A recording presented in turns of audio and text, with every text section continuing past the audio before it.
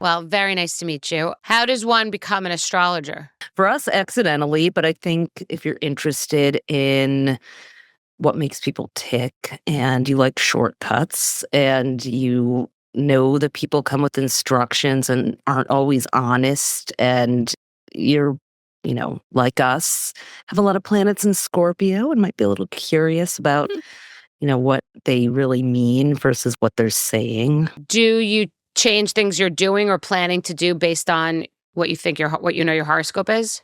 Definitely. Yeah. Yeah. I mean, we plan by the planets for sure. You plan by the planets. And what about relationships? Do you think that the compatibility in signs can be intervened or they're really informative? If it's two signs that don't seem like they're going to work, how much should people place weight on that? We don't, you're going to like who you like, Yeah. We don't tell, a lot of people will use apps that are like, oh, this is a bad match, our Mars, and we don't believe in that. People come together for a reason, and sometimes it's to learn a karmic lesson.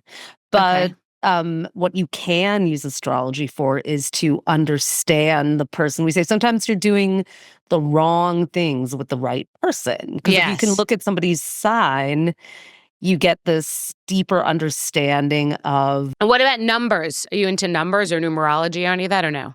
Yeah, totally. Everyone has a life path number, and we're in every year gets a number. You may have seen this going around the social media feeds about this being a 9 universal year. You add up all the numbers. Yeah, it's 2 + 0 + 2 + 5. Mm-hmm. Oh, okay. What about people that always see 11/11? Like if you're in a relationship and the two of you are always seeing it at the same time, or I have it tattooed on my arm, actually. So you have an answer. How insane it is. Let me hear. Yeah. 11/11 is like a wake-up call. We actually started seeing it right before September 11th in this eerie way that just made us have to go research it. You see it a lot too? I see it a lot, and the person that I'm seeing, we see it every time and send it to each other. Like at least once a day, at least.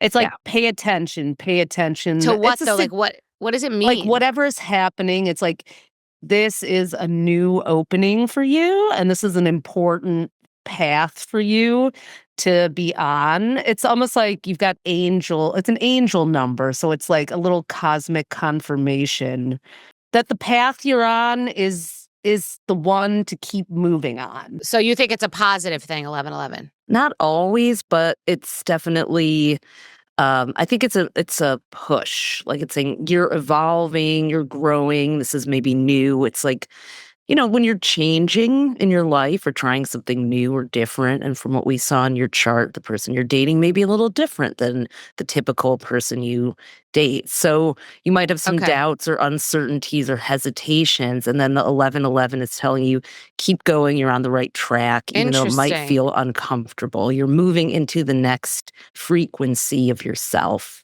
All right, so let's go. Hold on. I just wanted to get some of understanding of you guys and what the deal was, but I'm sure. So you live in this whole world. It's not just astrology. You can't be just into astrology. There's like all these other things that are sort of byproducts of it. Yeah, I feel like, once you go down that rabbit hole, other things start coming to you. Mm-hmm. We're just curious about it initially. We went to the University of Michigan, went to art school, almost went to engineering school. So very much in more of a logical world, business. We've always had businesses, but we were introduced to it when we were 21.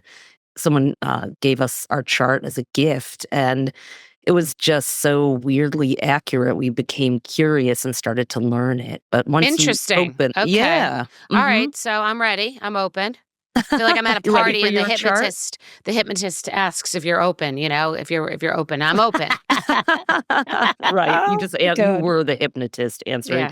Yeah, well, we like to do astrology for people who are grounded and doing things on this planet that are, people who are up to big things like you are, need that guidance. You don't have time to waste. You're a businesswoman, you're a mom, you're all these other things, and you need some shortcuts. So that's what astrology is, a roadmap to help you make decisions. The average person makes over 35,000 decisions a day. So wow. Yeah, isn't that wild? Yeah. Wow. Yeah. Okay. So should we Where dive did into that your data chart? come from? Who the hell counted that? Harvard Business Oh, Review is where I wow. saw it. Yeah. Okay. I know, isn't that crazy? And it's All a right. few years old. We probably make a lot more thanks Well, to I bet social someone like media. Elon Musk makes a billion decisions a day. Well, I know you're helping out with the fires and everything, so you're probably making it twice or 3 times as many Yeah. too. So My brain hurts. That's why I got a migraine yesterday. I'm I know. I dehydrated. saw. Yeah. Yeah, it's awesome what you're doing though. Thank you. Okay. Yeah. So dive into your chart. Yeah. Eh? So Tali, you want to start? Yeah. Sure. Well, you're really kind of a super Scorpio. You may have heard that before, but Nope. so do you understand what the birth chart actually is, or do you want us to give you like the quick and dirty review? Whatever you think that people will Sure. be interested in without, Yeah, because too much. most people know their zodiac sign, like you're a Scorpio. That's a part of the sky that the sun was in when you were born, but every other planet and the moon are going to be connecting with one of the 12 zodiac signs at your time of birth, and that kind of gives you your factory settings for who you are. It's like your soul's blueprint in this lifetime. And we're born 4 minutes apart as identical twins, but we still have a tiny bit of a difference in our charts. So, Wow. yeah, you happen to have you have 1, 2, 3, 4, 5 planets in Scorpio, which is unusual. And a Scorpio rising, so it makes Yeah, it so that if you 6. Mhm. Wow. make that. Yeah, so you are a Scorpio sun with a Capricorn moon. That's your emotional nature, and a Scorpio rising. So Mm-hmm. Intense, driven. The moon is how you mother, how you are. It's interesting because Capricorn's a sign of the father, but the mother planet, the moon, is not a planet, but is in Capricorn. So you like to be in charge of all of your domain, whether it's your house, your daughter, everything else. It's you prefer things simple, streamlined, no interference, your way if you can have it that way, because you know what you want. And all that Scorpio makes you very, very particular about everything. So we have in astrology, when you see the chart, the wheel, what that really is it's imagine yourself looking up at the sky from wherever you are at your moment of birth on this planet and taking a selfie of the sky. And that map and how the planets would be arranged around you tells you your strengths and weaknesses and tendencies. So you have a lot of those Scorpio planets in this, what's called the 12th house of your chart, which makes you actually very intuitive. Whether you would call yourself psychic, or do you have a lot of dreams at all, or strong dreams? Not right now because I'm not sleeping well, but I am very, very witchy. There's someone Mhm. that I know that I was emphatic about selling their house in the Palisades. Like, I couldn't stop Oh, talking wow. about it, thinking about it, saying it. They were going to renovate, and I kept saying it, and now the house is gone. Oh, wow. Oh, Yeah, you wow. just know things. I had a weird feeling about this house. It wasn't right, and I kept saying it. And I had a weird feeling about Malibu too. Like, I kept saying it about Malibu and this house. Like, get out of there. You don't need to have either of these play. I don't even know why I was so emphatic about it, but I was really emphatic about it, and it's very witchy. It Yeah, is. you are very psychic. You're an old soul too. You've been here many times. It's the 12th house it's not the easiest because of that. You sometimes wind up being that canary in the coal mine type who comes in with the thing but you can't not say what you need to say. Like, you're not gonna hold back at all. Your past life energy is Leo. So you were meant to be in front of the camera. You were meant to be, and it's actually in the part of the chart that rules travel and freedom and independence and entrepreneurship. So being the queen of something is very much part of who you came in with, this definite like queen and high priestessy energy for sure. One of the things, what your path in life is, your kind of your destiny, your karmic destiny is in the sign of Aquarius, which is about doing humanitarian work. It really is about the people, though, at the end of the day for you. Like, if you're not making a difference for people, you don't feel like you're on your path in life. And you probably, Aquarius actually does rule broadcasting, and it's in the third house of talking, getting your message out, but also using it for good and using it to inspire change and get people to think differently. That's even more important. Like, you could probably, in some ways, you being famous is like a tool for being able to make a difference in the world. You're not here to just be famous for the Mhm. sake of being famous. Like, that's like boring and not your thing. It's like you really do deeply care. People probably don't understand sometimes how much you do care about other people in the world. But that's Mhm. like probably everything for you in a lot of ways. Mhm. And Purpose. yeah, Yeah. purpose for sure. Now, love-wise, you have a little bit of a the love planets in your chart are good, but they're a little bit at war with each other. If Mhm. we look at Venus and Mars and the moon. And so you have Venus in Scorpio and Mars in Libra. So with Venus and Scorpio, you are a little competitive. Like you can get in there and get there's a little bit of a guardedness sometimes. It's like tough for you to trust, even astrologically, not just because of life, but you need to be adored and you need loyalty and extreme, like you need certain, like someone has to be like, I am into you, like no question And about and you were also born with Venus retrograde. You probably have heard about Mercury Mhm. retrograde, and yeah, so it's a little bit of it means that you will have great love in your life, but you'll also have great lessons around love too, and some do-overs. And that, no doubt is true for all of us, but yeah, you have to trust you've probably learned over time, like if someone gave you a bad vibe right off the bat, maybe that's why you're seeing 1111 as a good affirmation about this new relationship. But, um, did you probably can look back and be like, same thing with the Palisades house. I knew that guy was not okay, but I did it anyway. Mhm. So, yeah. Mars in your chart can show you what kind of guy to look for. And you actually have Mars in Libra.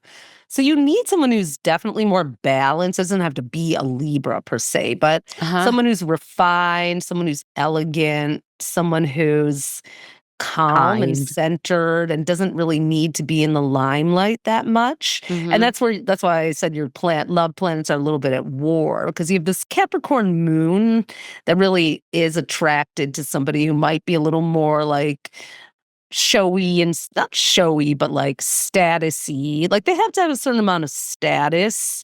And the Venus and Scorpio can get a little spicy and saucy sometimes. But really what feels best or will work best for you is someone who's like loves that and laughs at it, but doesn't necessarily get too deep into the banter, but can direct it in a different space of like, what are we creating together? And hey, someone who can get you to kind of chill and calm down is actually maybe the best for you. Like, Mhm.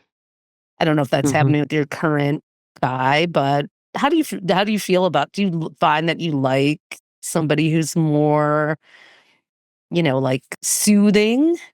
I find that I like someone who's not in the limelight, who doesn't have a social media presence, who's not thirsty, who is Mhm. balanced, who doesn't dim my light. Because often the person who's that way, that conservative person, they can tend to be boring, and then they pull. I'm dumbing myself down. That's been a Yeah, big Right. no. problem for me. And if Right. someone's too electric, there are two peacocks in the relationship, but that also doesn't work. So it's hard to find the balance in someone who's really strong and secure and doesn't want any of that, but also is still alive and fun. Yeah, that makes sense with your chart. Absolutely. A So, pulse. Mhm. Please have a pulse. Yeah. And being into the arts is also important. Somebody who would be good for you. Somebody who's like got a sense of culture and likes to go like they have to like to go out and dress up and enjoy food and Mhm. music and things like that. But not in a limelight their sting kind of way for sure. So one of the things to maybe watch out for is that, well, your chart shows it can be extremely picky. And when you see a flaw, you can really it's impossible for you to unsee. So that can, I mean, does that happen to you where you're like, oh God? So it's you called do, black and white thinking. yeah, yeah. You can be super hypercritical and almost to the point where you can't even be around the person. It just makes you feel anxious and uncomfortable. But when that starts to happen, you can, because it'll happen eventually. Someone's going to do something that gives you the ick or whatever. But Intervene.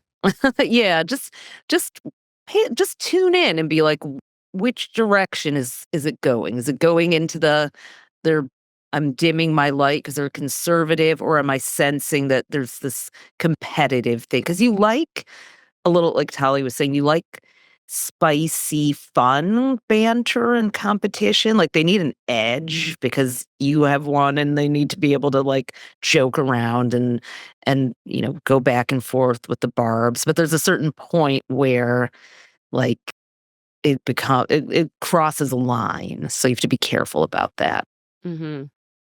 Yeah. So, but we also looked at the timing in your chart and what's ahead. Okay. So, yeah, home is going to be a really big theme for you now. Are you craving being a little more settled in one place in any way, or just downsizing even? Downsizing, yes. I'm yeah. in a very big compound and property that was just too good to turn down because of the price, and it had all the elements for where my entire team could be in this podcast. But I am more comfortable in a smaller, manageable, perfect space. I have a place in New York City and Miami and the Hamptons, and they're smaller places, and I like that. A big place overwhelms me, and I'm fiddling around with everything and organizing and stuff, Yeah. and it gets to be too much. Yeah, it feels like that's kind of what you're wanting right now. So as a Scorpio, your ruling planet, the sole planet in astrology, is Pluto. And there's a couple big deals. So Pluto only changes signs every 12 to 30 years. And it just moved. So it was in Capricorn from 2008 until just this last November 19th. And that was great for getting you out into the world, getting your voice out. You want it, to Your be name, your putting your brand. message out. Yeah, moving and shaking. You had a lot of energy for that. Now it's just hunkered down in Aquarius for the next 19 years. And that is much more for you as a Scorpio, more of a low key, keep it simple, focus on what matters, tighten up your inner circle, figure out who your people are. You're not, if you're going to be running around, it has to be with a purpose. It has to be something that builds and anchors you. You probably feel like you want to kind of simplify to amplify, as they say. Yeah. Yeah. And I Exactly. think you're going to be helping a lot of people rebuilding their homes as well during this Pluto phase. So there's a lot around the building of homes. And in your homes, maybe some standardizing, have the same thing in all the different properties. If you're doing more podcasting or more of something, just you can come in, sit down, and it's kind of uniform. Some people say to have a uniform with your wardrobe. You also need that with your kind of lifestyle and all the different types of projects you're doing, because they're all very different from each other. So you need to just be able to not have to think and readjust. With all that Scorpio, you don't realize how sensitive you are to even changing gears between tasks. Exactly. I'm just writing this down. Yeah. Hold on 1 second. Relationships are the other part of life that are about to get a big shake up, and kind of already are for you. But so the planet Uranus, no good way to say it, is just crossing into your relationship house. It's been hovering there for the last year, kind of you just are so ready to have a quantum shift in a different direction around relationships. Interesting. And Yeah, and especially next year, this year from Right. July to November, there could be a really big, um, just new approach to things, or maybe a new way of combining your life. Like, you just I don't know about your current relationship, but, like, I don't think right now, like, the next phase of your love life is about freedom within the relationship. Like, you do not need to merge and move in together and do all like Mhm. having a Very companion. non-traditional. Yeah. Ah, Yeah. interesting. Yeah, don't take the traditional approach to relationships now. Like, don't worry about the rules, and not that you do, but like, it's not about doing anything anyway besides what works for the two of you. And we're moving into a time where relationships are going to be done differently anyway. So you may end up being a role model for people just by being true to what works for you. Mhm. Uranus also rules technology. So there is going to be a lot of texting and virtual meeting up. You may not be able to see each other as much as you want to, but quality over quantity is going to be important too. Mm. So, And Okay. yeah. doing like, like it's going on little adventures together, you know, long weekend trips, or let's do this. And like, it's almost like the regular flow of communication, what you really need from a relationship, what will make you happiest beyond what we said before, is somebody who's grounded, but also it's all about the communication, like in terms of them being able to talk about like the little things, the day-to-day things with you, and like that they're invested in that even if you're not together, and that you're invested in their day-to-day. Like, that is really more important than anything for you in this next phase. But you are kind of breaking some molds. And if you feel pressure to have to like live together, move in together, lift that off of yourself, I would Mhm. say. Okay. It does also show in your chart that, yeah, you're just feeling this sort of overall restlessness. You're feeling like you have, like you said, you have too much stuff or too many routines that have almost imprisoned you, and you're Mhm. longing to break free from them. You're like, you want to streamline and consolidate the things you're doing and your lifestyle so you have more time to feel free to do what matters most to you. And Okay. yeah, so the downsizing is also the less. I mean, I saw how you have all the different kits organized for Be Strong. So almost Mhm. like treating your life that way too, like for like when I'm wearing this hat, here are the things I need. Like a Mhm. sort of a you may already do that, but I feel like you could really benefit from having that even tighter now. Mhm. Do you have any questions about anything going on in your life right now? Um, let's see.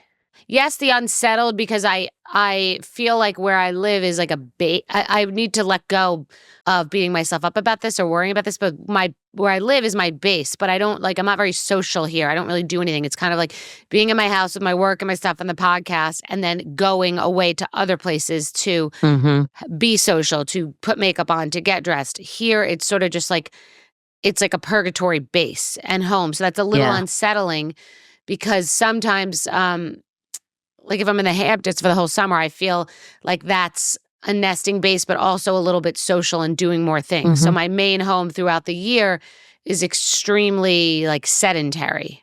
Yeah, you're not. Yeah. It's funny in your chart, like one of the growing areas for you is local neighborhoods. You are not a suburbanite. Like the Hamptons is more like people are all traveling in. They're not towny neighborhood Mhm. kind of people who just like live there for The mundane. generations. Yeah, Right.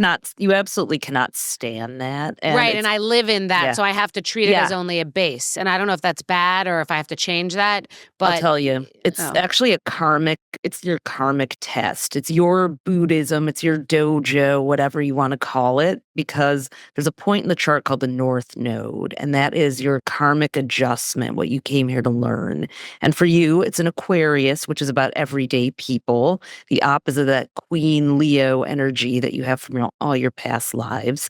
And it's in the part of your chart that rules local areas and neighborhoods. So it's almost like you have to pay a little bit of a karmic debt to learn how to be in this mundane kind of neighborhood, but you don't want to be in there all the time. Your natural tendency is to go travel to more cosmopolitan, worldly places where Mhm. so it's a balance. You're gonna have to go back and forth. You might be having too much of that. I think get rid of the guilt because Mhm. even just because you're there, you're probably there for your daughter to go to school and Exactly. have that normal life. I know Uh-huh.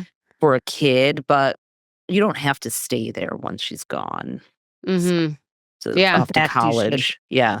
Hmm. So, or yeah. You're comfortable being solitary, probably, but almost too comfortable, Yes, right? exactly. Yeah. Exactly. The problem with that 12th house energy in the Scorpio. I mean, you can keep yourself entertained, but maybe you feel out of touch and uninspired Yes. sometimes. I think in the Hamptons in New York City, you could go out and something glamorous and exciting and unexpected would happen. You may not even choose to exercise the option, but just Exactly. knowing that the option exists. Well, even to walk to a Yeah. drugstore and pass something, it's different than like now Yeah. you've got Instacart and now we have post-pandemic and we got too comfortable. And so Mhm. that's a big character. It looks like you have about 2 to 3 more years of that. With Mhm. is that when does your daughter graduate? Yeah, she's in From the ninth grade. Yeah. Oh, So okay. yeah. Mine is too. So Yeah. Saturn, Mhm. which is a planet of challenges and can make you feel kind of stuck, is Mhm. in the home part of your chart for Home and another 3 motherhood. years. Mhm. So, like, you do just have to push through, but in 3 years, get the hell out of there. Mhm. Okay. Yeah. It's Relocate, yeah.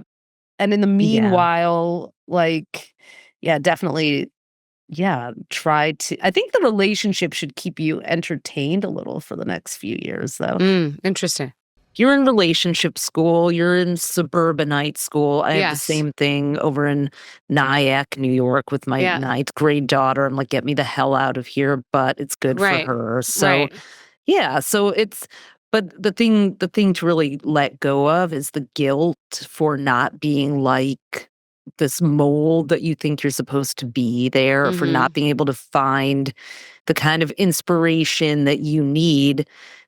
Because with all that Scorpio in your chart, you need to like go out for a walk and then let this kind of magical thing find you as you walk by a store or something amazing happens on the street or you see something and it inspires that psychic download to come through and that's just not happening probably where you are. So it's okay. It's just not a Mhm. match and Yeah. and let go of the guilt.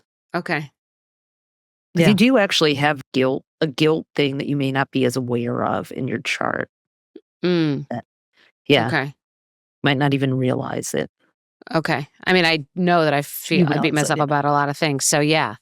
Yeah, it's Mhm. I don't know if guilt's exactly what it is. It's more like Why can't self-beating I? up or analysis or something like that. It's a little bit of both. You have this super, super perfectionistic control. It's got to be exactly this way thing. That's Saturn. And then you also have this, whether it's guilt or just like an unease when things aren't that way. So I don't know if you do any like breathing or meditating or God. I I mean, I'm used not. to, I should more, but yeah. Yeah, it would be a good thing to do now, just to kind of, however you do it, not like I will sit on a pillow and not say anything, but Mhm. however it works for you to just a mindful time would be really good for you as you think about downsizing and doing less and prioritizing. And Mhm. this being the 9 year when we're all being kind of, whether we're ready or not, ask to let go of things that don't serve us. We're just seeing those things just almost taking themselves away from us. So, Mhm. kind of turning inward instead of using our logical minds to decide what to let go of and what to keep is what 2025 is about. Mhm. Are you worried that you'll lose your edge a little? No, Yeah. not at all. Okay, good. 0. I don't think Yeah. that's possible. Mhm. Thank God. Don't lose it. Um, Yes, please I don't think it's don't. possible either. I don't think it is either.